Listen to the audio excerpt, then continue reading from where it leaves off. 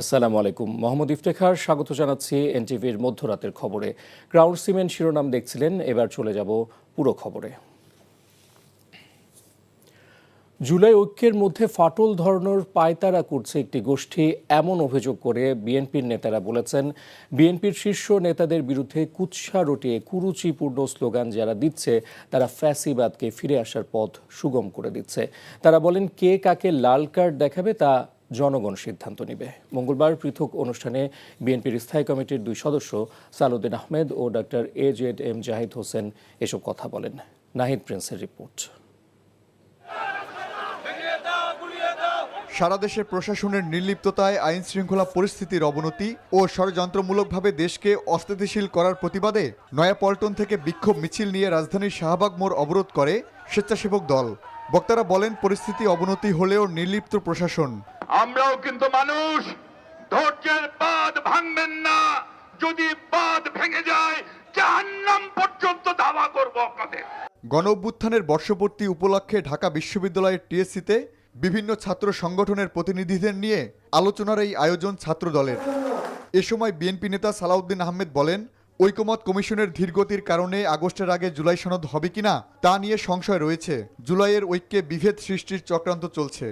যারা গণতান্ত্রিক শক্তিগুলোর মধ্যে ফাটল ধরানোর চেষ্টা করছে, যারা বিভিন্ন রকমের ঘটনায় বিএনপি সহ অন্যান্য দলের শীর্ষ নেতৃবৃন্দদের নামে কুৎসা রটানোর চেষ্টা করছে, বিভিন্ন রকমের স্লোগানের মধ্য দিয়ে বিভক্তির চেষ্টা করছে জাতির মধ্য দিয়ে, তারা ফ্যাসিবাদের আগমনকে বোধহয় স্বাগতম জানায়। এদিকে রাজধানীর রমনা ইঞ্জিনিয়ার্স ইনস্টিটিউটে যুবদলের সংবাদ সম্মেলন থেকে বলা হয়, কারো উস্কানিতে নেতাকর্মীরা যাতে পা না দেয়। আপনারা আপনাদের দায়িত্বের জায়গা থেকে জেলা এবং মহানগরীতে সুসংগঠিত করে নেতৃত্ব দিচ্ছেন, তারা আমরা প্রত্যেকেই কিন্তু আজকে উদ্বিগ্ন। আমাদেরকে চোখ কান খোলা রেখে রাজনীতি করতে হবে। কেউ চাচ্ছে আমাদেরকে, তারা উস্কানি দিচ্ছে।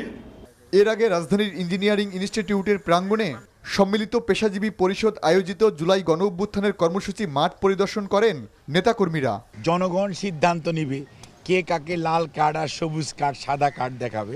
আমাদের দলের ভারপ্রাপ্ত চেয়ারম্যান সম্পর্কে যে সমস্ত কথা কতিপয় লোক বলেছেন, আমরা বলতে চাই, আমরা শহীদ জিয়ার আদর্শের সৈনিক, খালেদা জিয়ার সৈনিক, তারেক রহমানের নেতৃত্বে আজকে বাংলাদেশের মানুষ গণতন্ত্রের জন্য উন্মুখ হয়ে আছে, ঐক্যবদ্ধ আছে। আমরা কোনো ষড়যন্ত্রে পা দিতে চাই না। বক্তারা বলেন, বিএনপির ভারপ্রাপ্ত চেয়ারম্যানকে নিয়ে কটূক্তির বিষয়ে কোনো ষড়যন্ত্রে পা দিতে চায় না BNP. Nahid Prince, NTV news, Dhaka. গণ অভ্যুত্থানের আকাঙ্ক্ষা বৈষম্যহীন, চাঁদাবাজ ও সন্ত্রাসমুক্ত নতুন বাংলাদেশ গড়ার প্রত্যয় ব্যক্ত করেছেন এনসিপির আহ্বায়ক নাহিদ ইসলাম। জুলাই গণ অভ্যুত্থানের প্রথম বর্ষপূর্তি উপলক্ষে দেশ করতে জুলাই পদযাত্রার কর্মসূচির 15তম দিন মঙ্গলবার বরিশালের কর্মসূচিতে তিনি কথা বলেন। এনসিপি প্রধান অভিযোগ করেন, নির্বাচন কমিশনকে দলীয়করণ করা হয়েছে। দেশের মানুষকে আর বোকা বানানো যাবে না। রাতে শহরের হাসপাতাল রোড থেকে এনসিপির পদযাত্রা শুরু হয়। পরে ফজলুল হক এভিনিউতে পথসভায় বক্তব্য রাখেন দলের কেন্দ্রীয় নেতারা। এর আগে ভোলায় পদযাত্রা ও পথসভায় অংশ নেন এনসিপির তরুণ নেতারা। গণ অভ্যুত্থানের চেতনা ধারণ করে সবাইকে ঐক্যবদ্ধ হওয়ার আহ্বান জানান নাহিদ ইসলাম।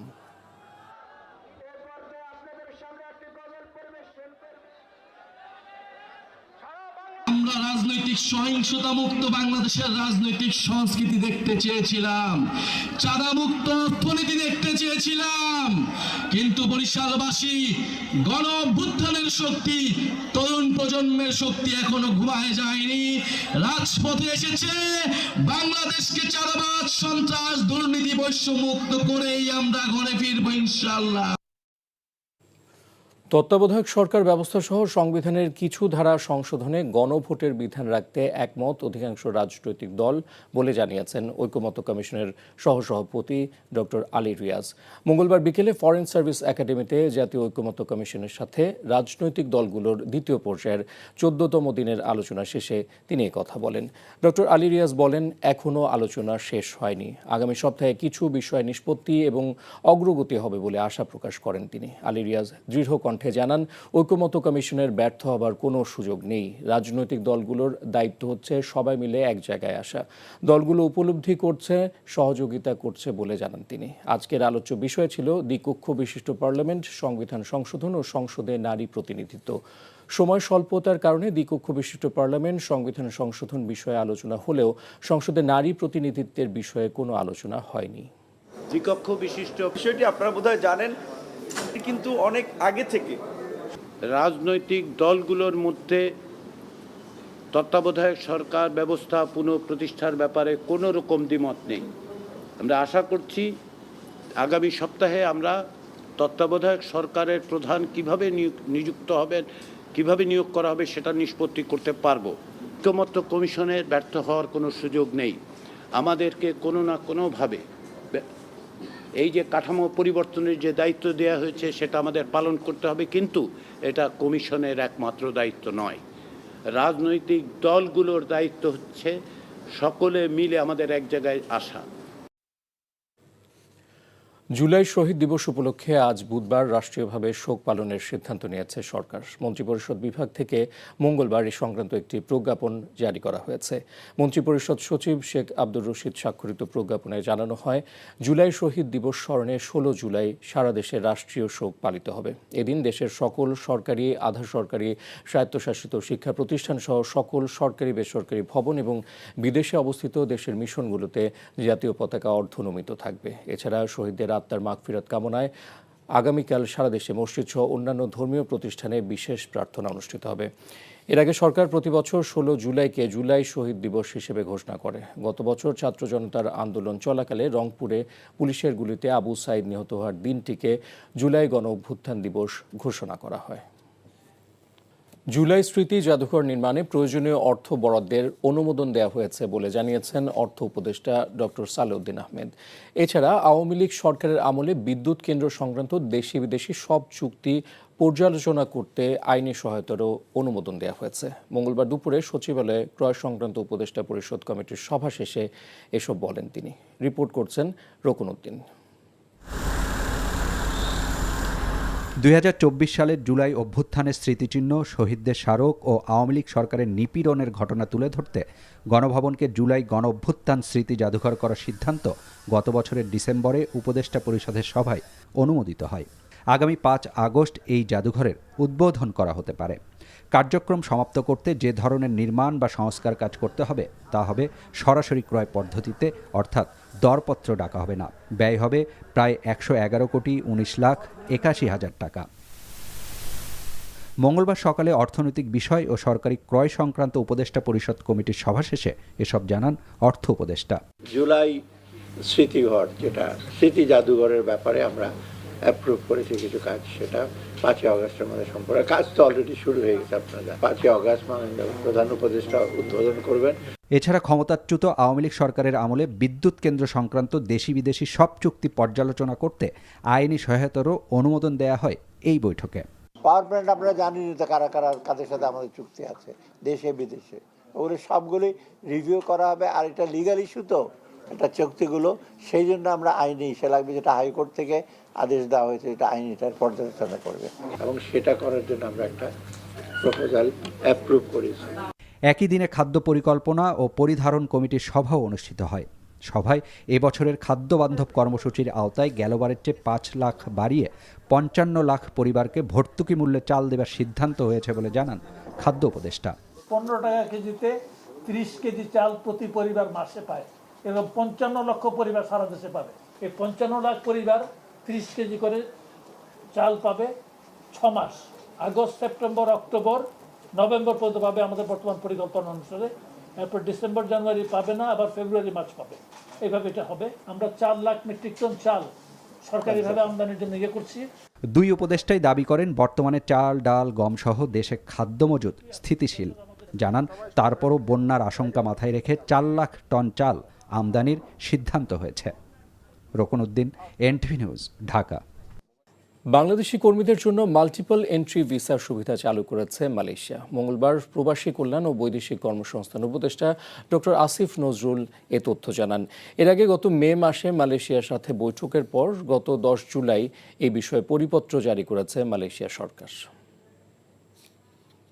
মালয়েশিয়াতে যারা বাংলাদেশের আমাদের শ্রমিক ভাই বোনরা আছেন তাদের জন্য মালয়েশিয়া সরকার মাল্টিপল এন্ট্রি ভিসা দিবে এই ঘোষণা দিয়েছে। এটা অফিসিয়ালি কনফার্ম করা হয়েছে।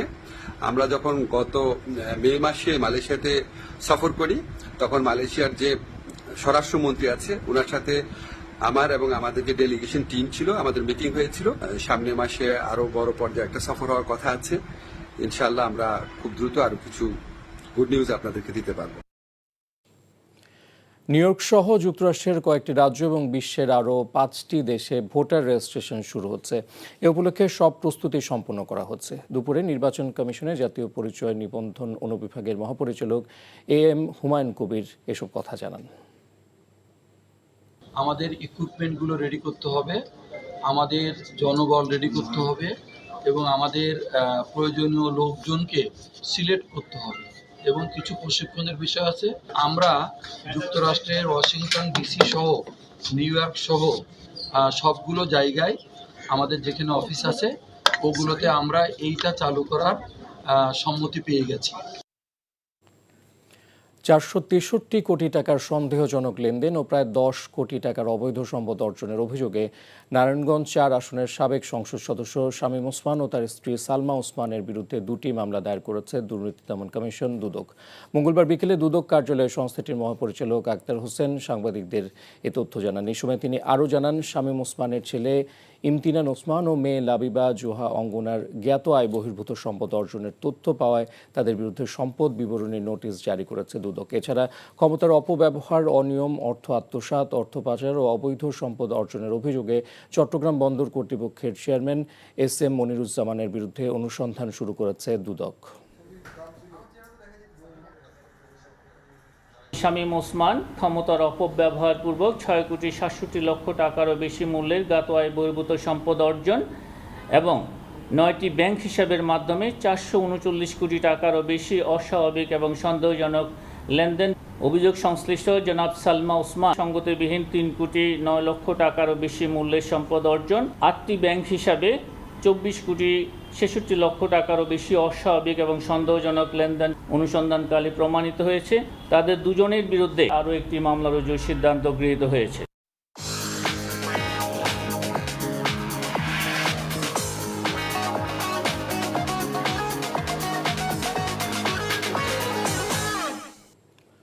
মার্কেন্টাইল ব্যাংক অর্থনীতির খবর। মার্কিন যুক্তরাষ্ট্রের আরোপ করা 35% অতিরিক্ত ট্যারিফ মোকাবেলায় সরকারকে সমন্বিত সহযোগিতার আশ্বাস দিয়েছেন বিএনপির স্থায়ী কমিটির সদস্য আমির খসরু মাহমুদ চৌধুরী। বিকেলে রাজধানীর বনানীর একটি হোটেলে পোশাক শিল্প মালিকদের সংগঠন BGMEA, BKME এর সভাপতি সহ দেশের শীর্ষ ব্যবসায়ীদের সাথে বৈঠক শেষে সংবাদ সম্মেলনে তিনি এই কথা বলেন। আমির খসরু জানান, যুক্তরাষ্ট্রের 35% শুল্ক আরোপের ফলে শুধু $8 বিলিয়ন রপ্তানি আয় ক্ষতিগ্রস্ত হবে না, এর সাথে জড়িত প্রায় 15 থেকে 16 লাখ পোশাক শ্রমিক তাদের কর্মসংস্থান হারানোর আশঙ্কায় পড়বে। শুল্ক আরোপের সাথে নিরাপত্তা সম্পর্কিত নানা বিষয় জড়িত থাকতে পারে মন্তব্য করে এ বিষয়ে সরকারকে জোরালো ভূমিকা রাখার আহ্বানও জানান তিনি।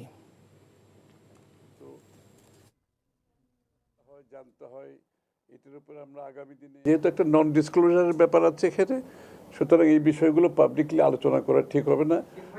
আমরা সরকারকে সমর্থন দিয়ে, আমরা চাই সরকারকে সমর্থন দিয়ে বিষয়টি সুষ্ঠু সমাধানের মাধ্যমে আমরা এই অবস্থা থেকে যাতে বেরিয়ে আসতে পারি। ভিয়েতনাম সহ অন্যান্য যারা কম্পিটিটর আছে বাংলাদেশের সাথে, তাদেরকে বিবেচনায়ও রাখতে হবে ট্যারিফটা। কারণ তাদের ট্যারিফ যদি আমাদের চেয়ে কম হয় তাহলে তো আমাদের পক্ষে কম্পিট করা খুব কঠিন হবে। প্রবাসের খবর।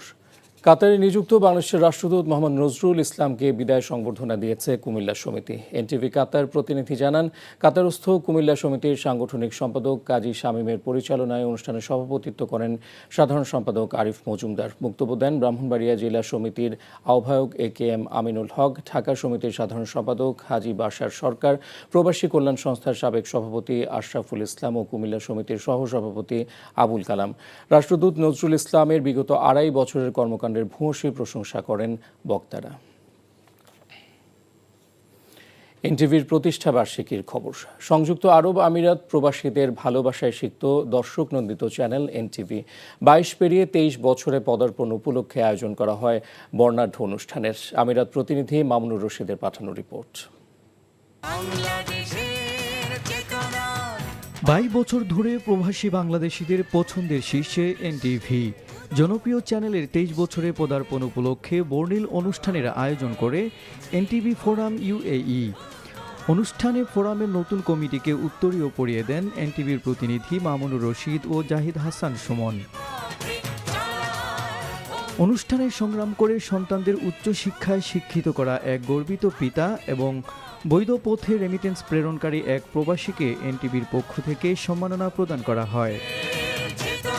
এছাড়াও আমিরাতের 5টি প্রদেশ থেকে 5 জন স্বল্প আয়ের প্রবাসীকে ইভেন্ট অ্যাম্বাসেডর হিসেবে আমন্ত্রণ জানানো হয়। এনটিভি ফোরাম UAEর নবনির্বাচিত সভাপতি মোহাম্মদ রাজা মল্লিকের সভাপতিত্বে ও সাধারণ সম্পাদক মোহাম্মদ নাজমুল হকের সঞ্চালনায় প্রধান অতিথি ছিলেন দুবাইস্থ বাংলাদেশের কনসাল জেনারেল মোহাম্মদ রাশেদুজ্জামান। বিশেষ অতিথি ছিলেন প্রথম সচিব প্রেস মোহাম্মদ আরিফুর রহমান, UAE বিএনপির আহ্বায়ক জাকির হোসেন, যুগ্ম আহ্বায়ক আব্দুস সালাম তালুকদার, বাংলাদেশ সমিতি শারজার সভাপতি আবুল বাশার এবং এনটিভি ফোরাম UAEর উপদেষ্টা আব্দুল করিম। এনটিভির প্রতি আমার আহ্বান থাকবে তারা যাতে সেই ধারাটা অব্যাহত থাকবে এবং প্রবাসী সংশ্লিষ্ট প্রবাসীদের বিভিন্ন সমস্যা এবং সম্ভাবনার কথা তুলে ধরে যাতে তাদের বস্তুনিষ্ঠভাবে সংবাদ পরিবেশনটা অব্যাহত থাকে। বাংলাদেশের জনমানুষের কথা বলেছে, সেই সমৃদ্ধ অতীতের আত্মবিশ্বাসে বলিয়ান হয়ে ভবিষ্যতের দিনগুলোতেও দীপ্ত পদভারে এগিয়ে চলুক। যারা রিয়েল ফেসিস্ট, আমি আমার এই মঞ্চ থেকে আমি ঘোষণা করতে চাই যে বিগত দিনে সংযুক্ত আমিরাতে একটি অত্যন্ত সুন্দর পরিবেশ ছিল, সেটা এই বিগত বেশ কিছু বৎসর যাবৎ এটা যারা সৃষ্টি করেছে তারা এর পিছনে সামনে থেকে নেতৃত্ব দিয়েছে, পিছনে কোল নেড়েছেন এবং কাজ করেছেন, তারা কিন্তু এর জন্য দায়ী। যতগুলো প্রোগ্রাম হয়ে আসছে এই পর্যন্ত আলহামদুলিল্লাহ কোয়ালিটি সম্মত একটা প্রোগ্রাম আমরা করেছি দীর্ঘদিন থেকে। আশা করি আগেও সামনের দিকে যদি আপনাদের সকলের সহযোগিতা ভালোবাসা থাকে তো এনটিভি সবসময় এই ধরনের ভালো ভালো প্রোগ্রামগুলো উপহার দেবে। অনুষ্ঠানে ছিল স্থানীয় শিল্পীদের সাংস্কৃতিক পরিবেশনা, সুস্থ বিনোদন এবং বস্তুনিষ্ঠ খবর পরিবেশনের ধারা এনটিভি ভবিষ্যতেও অব্যাহত রাখবে, এমনটাই প্রত্যাশা প্রবাসীদের। NTV international desk. এবারে বিপিএলে ফিক্সিং ঠেকাতে আইসিসির দুর্নীতি দমন বিভাগের সাহায্য নিতে পারে গভর্নিং কাউন্সিল। মঙ্গলবার বিভিন্ন গণমাধ্যমের ক্রীড়া সাংবাদিকদের সঙ্গে আলাপ শেষে বিষয়টি নিশ্চিত করেছেন মাহবুবুল আনাম। টিমের যে মডেলটা হবে সেই মডেলে তো এমন কিছু থাকতে হবে যাতে ফ্যান বেসটা কন্টিনিউ করে, কারণ ফ্যান বেসটা যদি কন্টিনিউ না করে এ ধরনের অনেক আলাপ আলোচনা এসছে, দলের নাম পরিবর্তন হয়েছে, প্লেয়ার প্রতি বছর নতুন নতুন প্লেয়ার এসছে, সেখানে একটা কন্টিনিউটি করার দরকার আছে। কন্টিনিউটির মাধ্যমেই একটা ব্র্যান্ড ভ্যালু বৃদ্ধি পায়। আর এই ছিল মধ্যরাতের খবর। এই খবরের ভিডিও সহ আপডেট জানতে ভিজিট করুন এনটিভি অনলাইন www.ntvbd.com। এছাড়াও এনটিভির জনপ্রিয় সব অনুষ্ঠান ও খবরের আপডেট জানতে ভিজিট করুন আমাদের ইউটিউব ও ভেরিফাইড ফেসবুক পেজ। ধন্যবাদ সবাইকে, শুভরাত্রি।